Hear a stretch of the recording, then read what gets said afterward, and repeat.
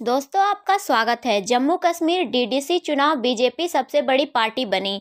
जाने क्यों अहम है घाटी के ये नतीजे। जिला विकास परिषद चुनाव के परिणामों से जम्मू कश्मीर में, विशेष रूप से कश्मीर घाटी में जो जश्न मनाया गया वह पिछले चुनावों से बहुत अलग था।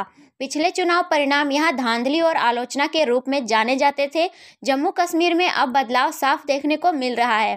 केंद्र शासित प्रदेश में मतदाताओं के विश्वास को पुनः हासिल करना भी बेहद अहम है। 8 चरणों में हुए इस चुनाव में निष्पक्षता के आगे विरोधी भी मुंह नहीं उठा रहे।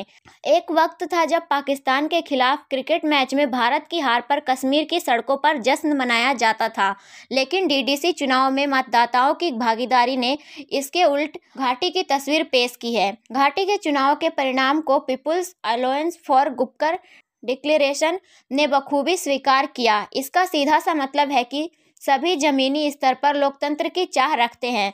एक वरिष्ठ सरकारी अधिकारी ने कहा कि निर्दलीय उम्मीदवारों का अच्छा प्रदर्शन जमीनी स्तर पर नए और युवा नेतृत्व की तरफ इशारा करता है। गुपकार अलायंस की भागीदारी अनुच्छेद 370 के हटने के बाद इस चुनाव के लिए बेहद अहम थी। गठबंधन के दल बार बार केंद्र के अनुच्छेद 370 हटाने के कदम का विरोध कर रहे थे। डीडीसी चुनावों के बारे में सबसे महत्वपूर्ण बात यह है कि जम्मू कश्मीर के निर्वाचित स्थानीय प्रतिनिधि पहली बार भारत के संविधान के प्रति निष्ठा की शपथ लेंगे। अधिकारी के मुताबिक परिणाम केंद्र शासित प्रदेश में अनुच्छेद 370 को खत्म करने के फैसले पर मुहर है।